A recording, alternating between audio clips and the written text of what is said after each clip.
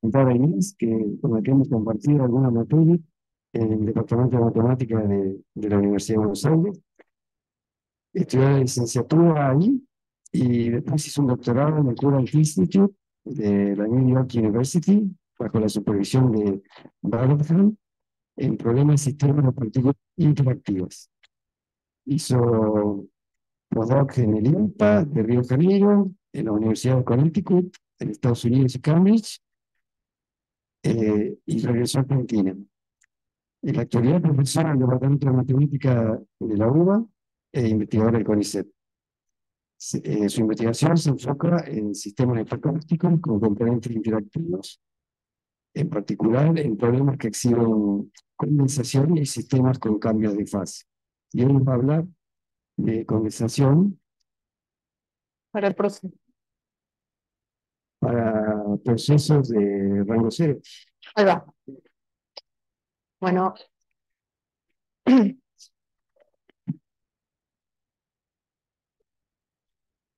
bueno, eh, gracias por la traducción.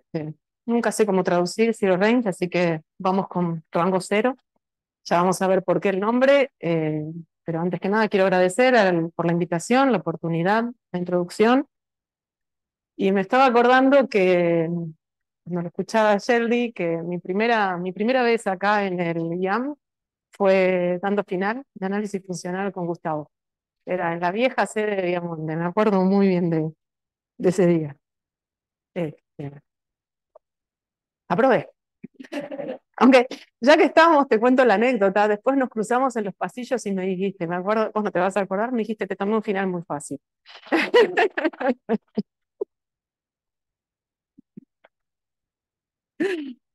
Bueno, entonces, empecemos. Voy a hablar del proceso de rango cero, zero range. Y justamente es interesante porque el proceso tiene una historia más o menos, creo que es un año más viejo que el IAM. La historia fue el proceso en sí fue propuesto en el 72. Entonces, bueno, les cuento primero de qué se trata. Por favor, me paran en cualquier momento. Sé que esto es probabilidad y procesos estocásticos y por ahí no están muy familiarizados con las ideas, así que cualquier duda me interrumpen y, y lo repasamos. Bueno, el modelo es sencillo. Tenemos un conjunto que ahora para fijar ideas, lambda, supongamos que es finito, es una cantidad finita de puntos. Tenemos un paseo aleatorio determinado por estas tasas R.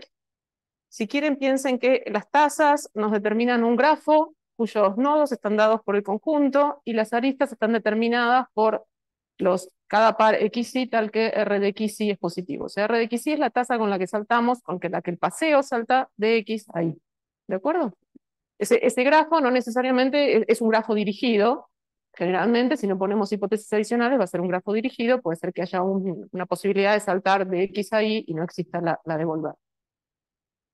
Para el proceso de este rango cero vamos a considerar encima de eso una estructura extra que va a ser, lo que vamos a hacer es, en palabras, vamos a mirar los nodos, vamos a poner pilitas de partículas como está acá, sobre cada uno de los nodos acá X, Y, Z, W, les ponemos partículas, pilas de partículas, cada partícula va a seguir, si nos fijamos en lo que hizo, tagueamos una partícula y la seguimos, esa partícula está haciendo un paseo aleatorio con estas tasas. Y ahora el elemento adicional es con qué tasa sacamos una partícula de cada lugar. Entonces, eso es lo que nos falta definir y eso viene dado por unas tasas G que toman valores en los naturales y cero, obviamente, porque van a depender de la cantidad de partículas en el sitio. Y el nombre rango cero o rango nulo viene del hecho de que esta G solo depende de la cantidad de partículas que hay en cada sitio. No mira, o sea, lo que hace G es mira cuántas partículas hay, acá hay un relojito en cada lugar, estas son variables exponenciales independientes, cada una de ellas tiene una tasa, con esa tasa suena el reloj, cuanto mayor sea es el parámetro, la tasa es el parámetro del exponencial, cuanto mayor sea el parámetro, más rápido va a sonar el reloj, y con esas tasas suena el reloj, y cuando el reloj suena, con un dibujito, acá sonó este reloj, entonces elegimos una partícula, las partículas son indistinguibles, así que ¿cuál partícula elegimos? Nada, sorteamos entre todas las partículas presentes, en este caso esta, y la movemos a una nueva posición acá con una probabilidad P de xi. P de xi es simplemente normalizar las tasas de salto. Entonces elegimos un target con esta P de xi y la movemos en aquella dirección. Entonces cuando termina la dinámica, acá había 3 partículas, un salto, acá había 3 partículas, acá había 4, ahora hay 5 acá, 2 acá sigue habiendo una, acá ninguna, y reseteamos todo. Es un proceso de Markov. Entonces reseteamos todo, empezamos los relojes, si quieren, de cero, ponemos todos los relojes en cero, empiezan a contar nuevamente, y actualizamos las tasas de acuerdo con los nuevos números de ocupación en cada sitio. ¿Se entendió el modelo? Entonces, bueno, vamos a suponer que el paseo aleatorio es irreducible. Irreducible quiere decir que el grafo que determinado el paseo aleatorio es un grafo es conexo. Podemos ir de cualquier lado a cualquier lado. ¿De acuerdo? Esa es la parte de irreducibilidad y es un hecho clásico de probabilidad, digamos, que en estas condiciones hay hay medida invariante y además en estas condiciones en que estamos acá, si la cantidad de partículas es finita y el espacio lambda, los nodos son finitos, en esas condiciones es simple probar que hay una única medida invariante. ¿Qué es la medida invariante? Esencialmente la forma de pensarlo es que si corremos el proceso mucho tiempo y lo paramos, lo que estamos viendo en ese momento, la distribución de lo que estamos viendo, está dada con respecto a esta mu. Perdemos el dato inicial y el proceso converge. Es un proceso, no es que está congelado el proceso evoluciona, pero la distribución en cualquier tiempo está dictada por la medida invariante. Entonces, cuando uno estudia procesos en estas condiciones, lo primero que quiere conocer es la medida invariante, porque esencialmente le está diciendo el límite, que si uno corrió el proceso un largo rato, lo que está viendo es eso, y pierde información sobre la distribución inicial. Y en estas condiciones, bueno, en estas condiciones hay unicidad, y entonces de la medida invariante, esta es la medida, la mu, o sea, vamos a tener muchos ingredientes, por eso, acuérdense, las R son las tasas del paseo, la mu es la medida invariante del paseo, o sea, de mirar lo que hace una sola partícula cuando la partícula se va moviendo independientemente en el grafo, no hay más que una, y la G es la que nos dice cómo sacar una partícula de cada sitio que después vamos a redistribuir. Bueno, esto van a aparecer muchas veces cuando tenemos paseos aleatorios, no quiero entrar en detalle, esto es más técnico, pero en general tenemos paseos aleatorios, procesos de Markov, tenemos asociado un operador que es el generador, y en el generador, esto es realmente teoría de operadores, lo estamos haciendo acá, esto se relaciona con teoría de operadores, esta parte, pero este operador resume toda la información necesaria. Entonces, la forma de leer este operador es la siguiente, es complicado, pero miremosla un minuto, nos dice, a tasa G, eta es la configuración, entonces eta X, donde X es cada uno de los nodos, nos dice cuántas partículas hay en el nodo. Entonces, a tasa G, elegimos un sitio X y un sitio Y, cualesquiera, un par cualquiera. Entonces, a tasa G de la cantidad de partículas en X, vamos a sacar una partícula, la vamos a mover ahí con la tasa del paseo aleatorio, y ahora vamos a salir con una nueva configuración. Esa configuración es la que sacó una partícula de X y la colocó en Y. Y todo lo demás queda igual. ¿De acuerdo? Entonces, toda la información de lo que les describí recién está contenida en este operador. Bueno, entonces, nosotros teníamos estos ingredientes y teníamos la medida invariante mu, que era la medida invariante del paseo aleatorio. Entonces, ahora queremos la medida invariante del proceso a un nivel más alto, que es el proceso de rango cero. Y uno de los motivos, este modelo, déjenme ir un poquito, no sé dónde lo tenía, este modelo, no lo puse quizá. Este modelo fue propuesto en el 72 por Spitzer. Spitzer propuso varios modelos de partículas interactuantes que resumían con la idea de que podía dar una familia general, suficientemente general para modelar distintos problemas en física. Este modelo se usa para gases granulares, dinámica de polímeros, es decir, cuando uno puede tener clusters, cuando uno puede hacer un cierto clustering en el espacio de estados.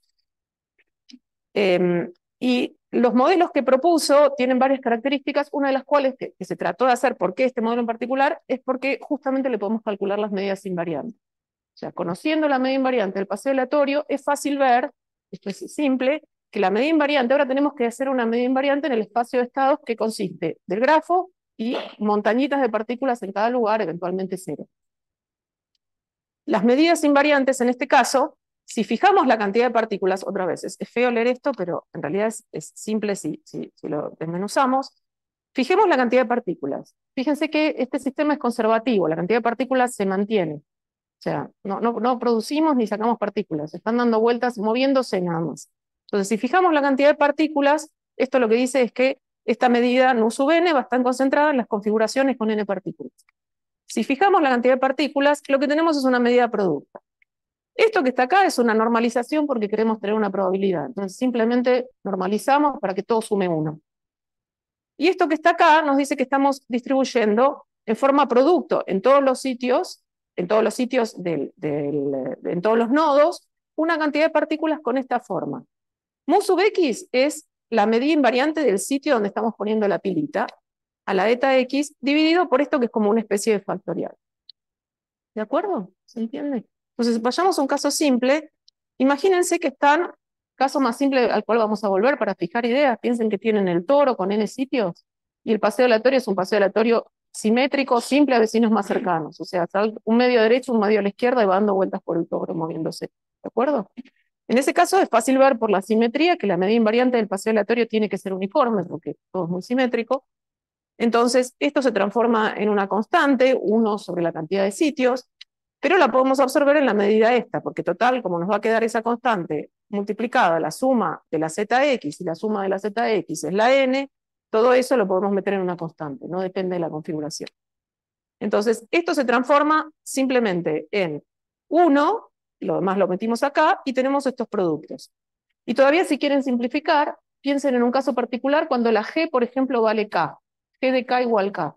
Ese caso es particularmente relevante porque quiere decir que cada partícula, cuando g de k es k, quiere decir que cada partícula está haciendo un paseo aleatorio independiente con las tasas dadas. O sea, en ese caso es lo mismo que pensar que tiramos todas las partículas y cada una está haciendo su propio recorrido y no ve a las demás ni le interesa lo que están haciendo. Entonces, en ese caso, cuando g de k es k, acá lo que tenemos es el factorial de siempre, y esto simplemente es un producto de medidas Poisson. O sea, si se acuerdan de las medidas Poisson de prueba, de la prueba más básica, esto simplemente es un producto de medidas Poisson. Y esencialmente lo que está diciendo, jugando un poco más, es que lo que están haciendo es, fijan en los nodos, en ese caso tan simple, tiran una Poisson con una tasa que depende de la cantidad de partículas, eso, no, perdón, estoy en la canónica, nada. Fijo la cantidad de partículas y entonces lo que estoy haciendo, en realidad, esto lo que está haciendo es para cada partícula elegir una posición independiente, independientemente, una posición uniforme dentro del toro, la ubican ahí, pasan a la siguiente, distribuyen todas uniformemente y eso es lo que obtienen. En ese caso es súper simple la medida. En el caso general no es tan simple, pero de todas maneras el hecho de que sea factorizable va a ser extremadamente útil. Y por eso es que consideramos estos modelos, porque tiene muchas características que queremos estudiar y por otro lado es técnicamente accesible. ¿De acuerdo? ¿Una pregunta? Bueno, entonces acá ahora vamos con el tema de la condensación. Los modelos de condensación se empezaron a estudiar, fueron propuestos por Evans, este es Martin Evans, es un físico en Edimburgo, y la idea es que lo que él quería, lo que se quiere capturar acá son modelos en que una parte, uno tiene el grafo, y una región del grafo que tiene tamaño microscópico, comparado con el tamaño total, concentra una gran cantidad de masa. O sea, justamente lo que está queriendo ver es cuando hay mucha condensación de masa en una región que no crece con el tamaño del grafo. Y para eso vamos a ver que lo que hay que tomar son tasas decrecientes. ¿Qué quiere decir? La tasa decreciente nos dice que si un sitio tiene muchas partículas, ese sitio no quiere largar partículas. O sea, cuantas más partículas, menos emite, y por lo tanto genera como las partículas están haciendo paseos, eventualmente la partícula hace algo, eventualmente vuelve al punto. Si ese punto quiere concentrar partículas, se le va de alguna forma absorbiendo todas las partículas. Hay distintas elecciones posibles. Acá pongo dos que son particularmente buenas. Vamos a ver por qué. La elección de estas tasas tiene que ver, vamos a ver, con la medida invariante que describimos antes. Pero también podríamos haber tomado, por ejemplo, podríamos tomar g de k e a la menos k, que decrezca súper rápidamente. Eso vamos a ver un comportamiento radicalmente distinto, porque estas g de k, fíjense que decrecen en k, d es un parámetro con el cual vamos a jugar, no importa, decrecen con k, pero siempre son mayores o iguales que 1. Ese 1 lo que dice es que todavía tenemos una cantidad todo el tiempo los sitios están largando partículas. O sea, no va a cero. El sitio decrece, pero decrece una constante positiva. Entonces, lo que está pasando es que todo el tiempo hay circulación de partículas en el sistema. En tanto que si pusiéramos E a la menos k, lo que pasa es que hay un sitio que absorbe todas las partículas y eventualmente no hay más partículas extras en el sistema. Entonces son dos comportamientos bien distintos.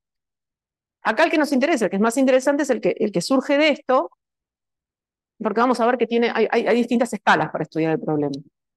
Y el primer resultado en esta dirección, riguroso, hubo varios resultados entre el 2000 y 2004, Godrej, Grotskinsky y Schutz estudiaron el problema, son físicos, desde el punto de vista más físico, pero el primer resultado totalmente riguroso fue de Ferrari, este es Pablo, para lo local, para los que lo conocen, Landini y Cisco, y lo que ellos dijeron es, bueno, primero, simplifiquemos las tasas, de esta manera, asintóticamente es lo mismo y tiene la ventaja de que si hacemos el factorial, hay un efecto telescópico y todo es más simple. Entonces, G factorial es K a la B, y eso nos conviene, porque es más fácil de calcular, no cambia nada.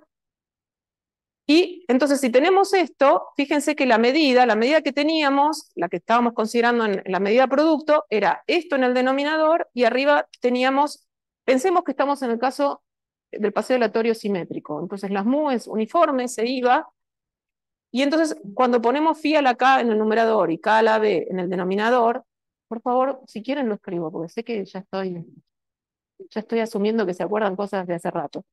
Si ponemos eso, nos aparece esta medida. La distribución en un sitio es esta de acá. Y uno la quiere normalizar. Entonces, lo que necesita, obviamente, esto tiene un radio finito, 1 en este caso, y acá tenemos que pedirle algo a B para que esto converja cuando llegamos al borde. Entonces, lo que vamos a pedir es que B sea mayor que 1. Después vamos a ver por qué nos gusta que converja en el radio de convergencia, porque por supuesto, si tomamos B menor que 1, esto está bien definido, siempre y cuando phi sea menor que 1, y en ese caso está todo bien, pero no vamos a ver condensación. Entonces, estamos en esta situación, y lo que vemos es que esto tiene colas pesadas. Colas pesadas quiere decir que el decaimiento de la medida que tiene estos pesos no cae exponencialmente, sino polinomialmente. ¿De acuerdo? Entonces, esto decae como K a la B, decae más lento que exponencialmente. Y en general, cuando uno estudia distintas propiedades de medidas que tienen colas pesadas, sabe que tienen comportamiento muy distinto de cuando el decaimiento es exponencial.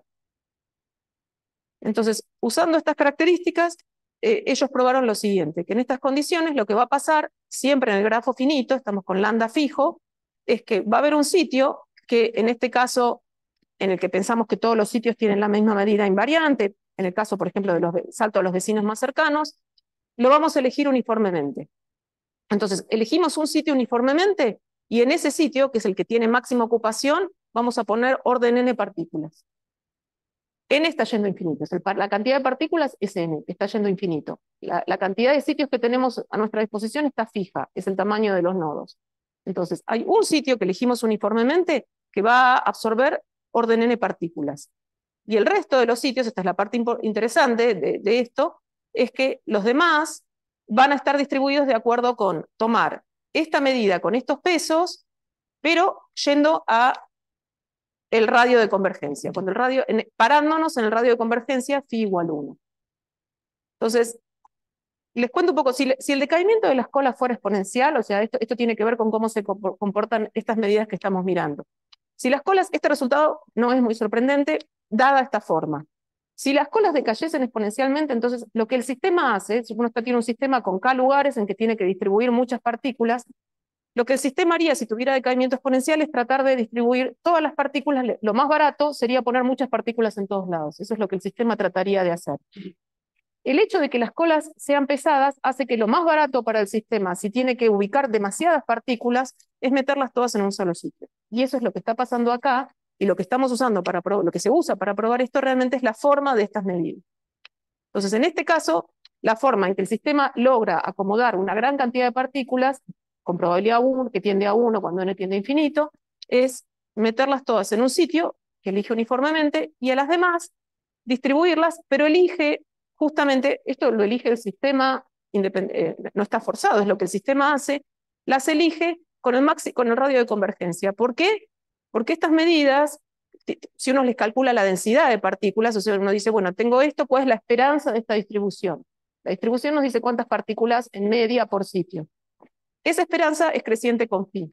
Hay mayor densidad de partículas cuanto mayor sea phi. Entonces, si hay demasiadas, el sistema dice, bueno, lo que voy a hacer para acomodar todo esto es meter lo más que pueda en cada sitio, para eso elijo el parámetro lo mayor posible, y todo lo que me sobra, bueno, simplemente, ¿se entiende? Que elijo al azar. Ese es el primer resultado.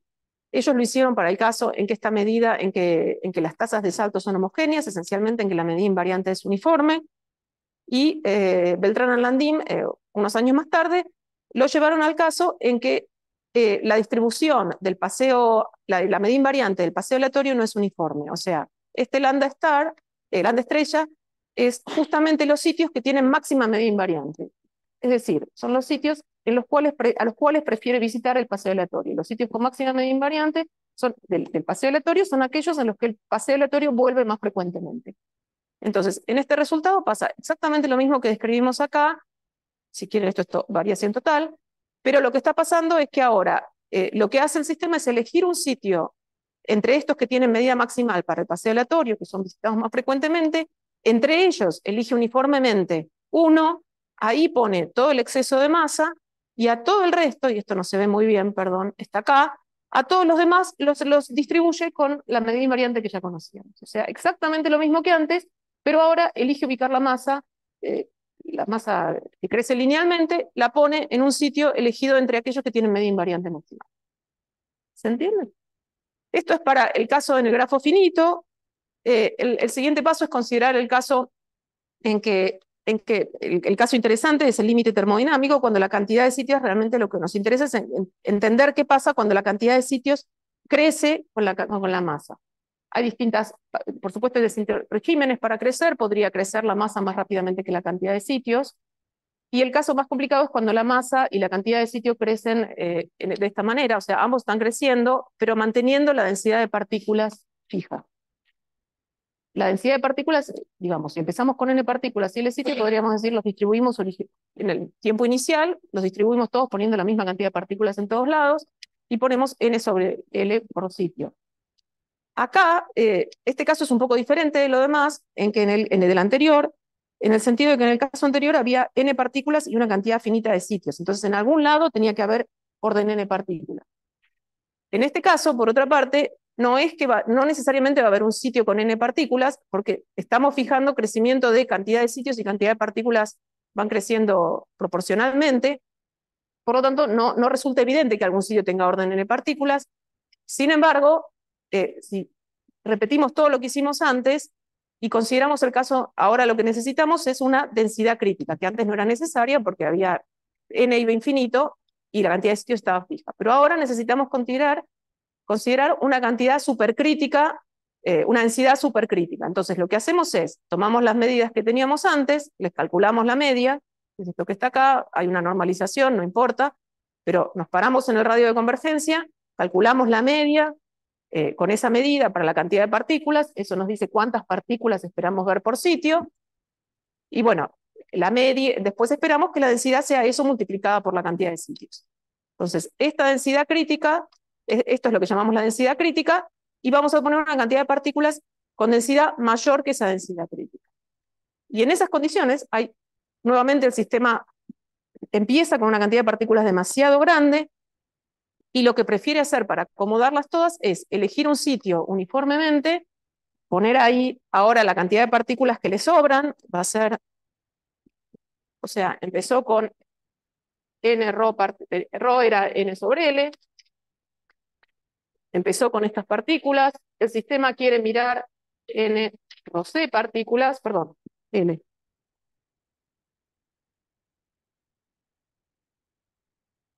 Empezó con esta cantidad, esto es lo que querría ver, entonces le están sobrando L rho menos rho c partículas.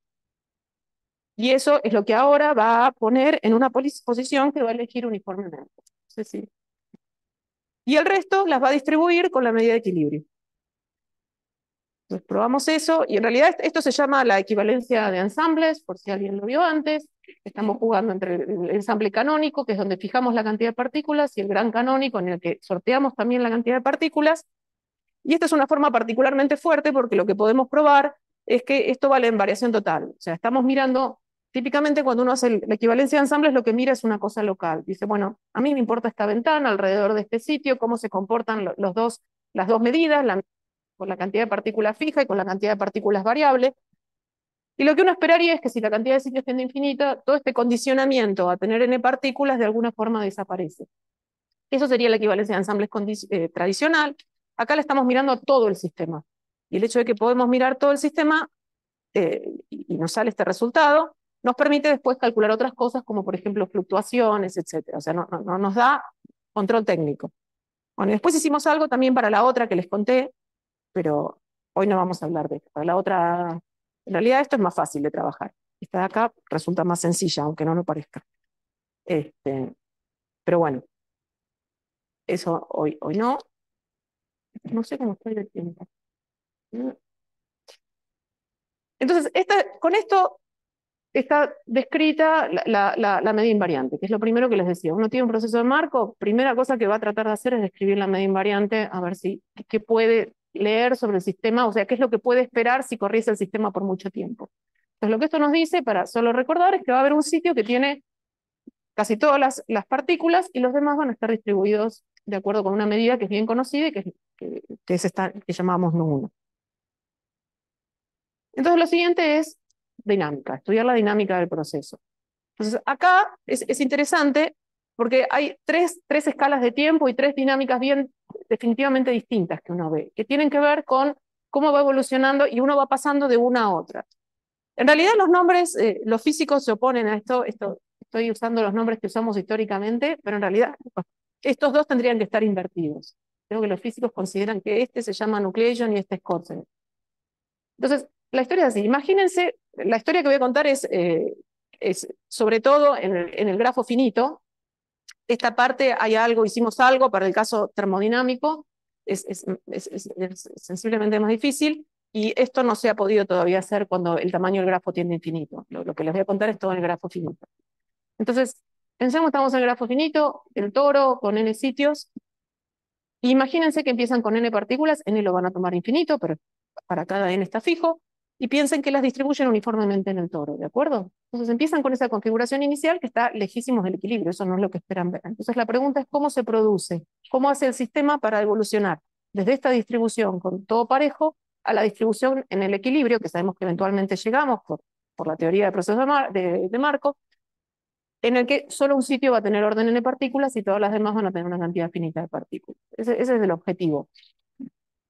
Y después, esta última parte tiene que ver, la metaestabilidad tiene que ver con una vez que pusimos el condensado en un sitio, bueno, el sistema sigue moviéndose y en principio eso después va a pasar a cualquier otra configuración. Entonces, ¿cómo es que hacemos para pasar, cómo salta el sitio donde está la cantidad macroscópica de partículas? O sea, ¿cuál es la dinámica? Ahora ya sabemos que hay un lugar que tiene una cantidad macroscópica de partículas, los demás distribuidos en equilibrio. ¿Cuáles son las dinámicas de este sitio? Sigue un proceso de Markov y en ese caso, ¿cómo lo podemos describir? Eso es esta última parte de la dinámica. Estas dos describen cómo se llega al equilibrio. Y eso pasa en dos escalas. En realidad las tres cosas pasan en escalas distintas. Esta primera escala es la más rápida. Vamos a ver que esta escala crece con n, es lineal en n. Y en este caso lo que pasa es que el sistema lo primero que hace es decide dónde va a poner condensados, o sea, dónde va a poner estas mini pilitas, pero en principio no crea una sola, sino que crea varias. Entonces, entender cómo se produce la creación de esas varias pilas de partículas en distintos sitios y cuáles son los sitios candidatos a tener una pila de partículas. La segunda parte tiene que ver con, bueno, ahora tenemos sitios con pilas de partículas, los demás están en equilibrio, ¿cómo intercambian partículas esos sitios? Y esto va a ocurrir en tasa difusiva, esto va a ocurrir en orden n cuadrado. Y va a tener una dinámica, esto de acá va a ser un límite, por si escucharon alguna vez, de fluidos, un límite hidrodinámico. O sea, la descripción de esto es un sistema determinístico. Esta dinámica es determinística. Me dan la distribución inicial, la posición inicial, y yo les puedo decir dónde termina. Esta segunda parte, no, esta parte es aleatoria y sigue una difusión. Y después vamos a escribir la metaestabilidad, que también tiene componentes aleatorias, evoluciona como un proceso de Markov, a su vez. Entonces, determinístico, aleatorio, aleatorio. Y las escalas son n para observar esto de tiempo. Cuando digo escala me refiero a que tengo que correr el proceso un tiempo n para ver algo. Si lo corro en tiempo real no veo nada, no pasa nada. Esencialmente está yendo muy lento el reloj, no llego a observar nada. Entonces, para observar esto tengo que ver intervalos, tengo que dejar correr el proceso por intervalos de longitud n. Para ver algo acá, tengo que usar intervalos de longitud de n cuadrado. O sea, una vez que terminó este proceso y llegué a la configuración inicial, empiezo a correr el tiempo si quieren acelerándolo, por n cuadrado, para ver algo acá. Y cuando termina esto, que cuando termina esto tengo un condensado bien definido en una sola posición, para esto vamos a tener que usar n a la 1 más b. Y acuérdense que b era mayor que 1. Entonces esto corre más lento que esto también. Y esas son las escalas. Y por motivos históricos lo voy a contar al revés, porque lo primero que empezamos a estudiar fue este problema y lo último fue esto, el orden desde atrás para adelante. Entonces, les recuerdo el problema de metastabilidad. Para nosotros, si quieren, imaginen que tenemos el toro. Tienen acá un sitio que tiene el condensado, son todas pilitas. Y acá hay una distribución de partículas de orden 1 en todos lados. ¿De acuerdo? Entonces, esto tiene orden n y esto tiene orden 1. Esto en realidad es n. Entonces empezamos en una configuración de este estilo y lo que nos estamos preguntando es cómo hace esto para saltar, por ejemplo, poniendo la pila acá y dejando todo lo demás en equilibrio. ¿De acuerdo? Esa es la pregunta. ¿Cómo ocurre esta transición? Y es interesante porque uno dice, bueno, por ahí empezamos con una dinámica en que las partículas saltaban de a uno. Entonces, uno diría, lo primero que uno dice es, bueno, esto va a ser lo mismo que las partículas, va a saltar para acá. No. O sea, si lo pensamos un poco, no, porque en realidad no es que la transición de acá se da de una sola partícula. O sea, para mover esto para allá tengo que mover muchas partículas. Entonces, lo que necesitamos, y esto es algo que tiene que ver con la metastabilidad, el sistema tiene que tener una fluctuación en algún momento, tiene que pasar un evento que es raro, lo que nosotros llamamos un evento raro, algo que ocurre con una probabilidad muy baja, para que naturalmente se cree, el sistema empiece a crear. Por acá tiene ahí el condensado, pero de pronto por una fluctuación se crea un mini condensado acá. Y entonces cuando ocurre eso, lo más probable es que se disuelva y volvamos para acá. Pero eventualmente alguno de estos no se disuelve y empiezan a interactuar y se produce un viaje de todas estas partículas acá. Y así salimos con eso. ¿De acuerdo? Eso es lo que estamos tratando de capturar. Entonces, esto es lo que se llama el fenómeno de metastabilidad. Un ejemplo más sencillo, por ejemplo, sería así, esto que está acá. Entonces, tenemos un B, pongan una función B de este tipo que tiene dos valles, y tiramos un paseo aleatorio, empezamos a considerar un paseo aleatorio, un proceso Markov, que quiere hacer saltos a derecha e izquierda, se mueve esto es Z, acá tenemos 1, 2, 3, etcétera, y se mueve ahí, pero elige saltar a la derecha con una tasa que es E a la menos beta, o sea, acá no se lee muy bien, pero es E a la menos beta, beta es un parámetro con el que jugamos, y salta a derecha con tasa B de X más 1 menos B de X, o sea, mira el gradiente, B de X más 1 menos B de X, si la partícula está acá, estoy mirando una sola partícula. Entonces imagínense que tienen una bolita que está moviéndose ahí, entonces la partícula está ahí,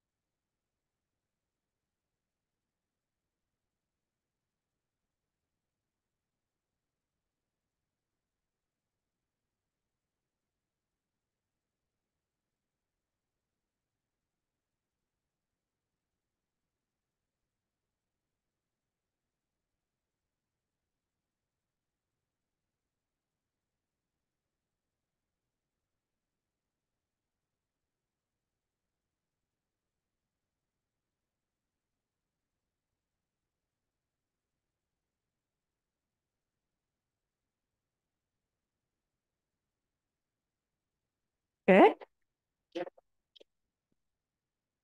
Sí, sí, porque el chairman está encargado de la parte técnica también, porque hay multi-chairman.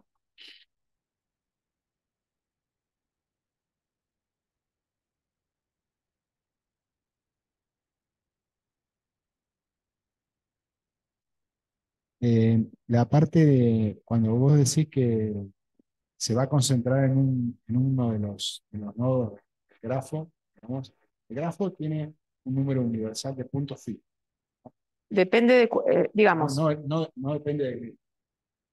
hay dos, depende de cuál modelo estés. En estos que estamos contando, estos dos últimos resultados, no hay versión para el caso en que la cantidad de sitios, el grafo crece.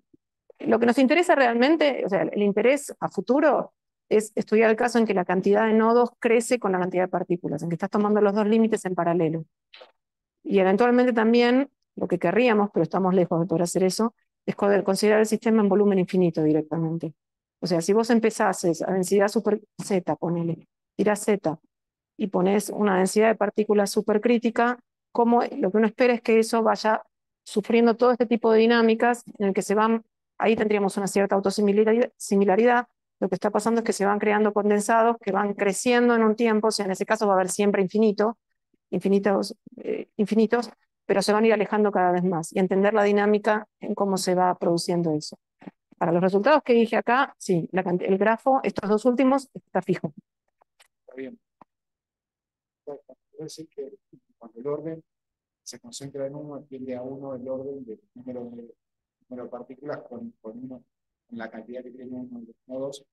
Nosotros, el control es que no pueda ser como n, no que sea rotado, Sí. rotado en el sentido de... Es una buena pregunta.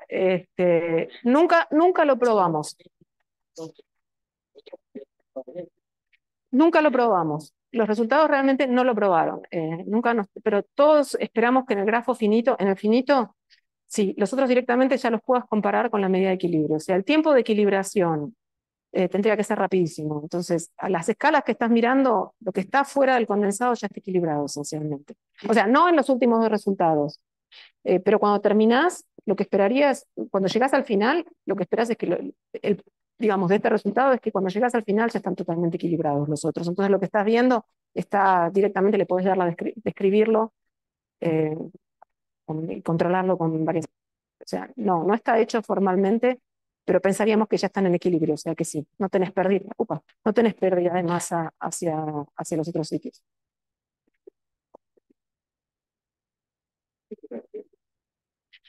Eh,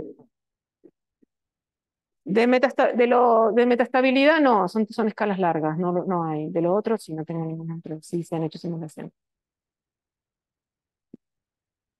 Hay una simulación que creo que todavía tengo la película, pero no la puedo mostrar porque no es mía, en que se hace una experiencia, no es una simulación, es un experimento, en que pones en una caja, se ponen cajas, tendría que haber traerlo, pero para eso tenés que pagar eso. En que tenés una caja así, con barreras, una caja de madera realmente, y acá hay ranuras. Entonces, y tirás una cantidad de bolitas, son bolitas. Y ahora se empieza a sacudir, esto es una película, realmente hay una caja y hay un mecanismo que sacude la caja, la hace vibrar, y lo que se ve realmente es que si empezás, se condensan, porque como tienen que saltar más alto, lo que va a pasar finalmente es que cuando caen quedan al fondo y no saltan, entonces realmente se ve el fenómeno de condensación. No es una simulación, es un experimento, pero sí, lo ves. Pero los autores lo sacaron de la web, así que no lo tengo. ¿Una otra pregunta, comentario? Agradecemos, Inés.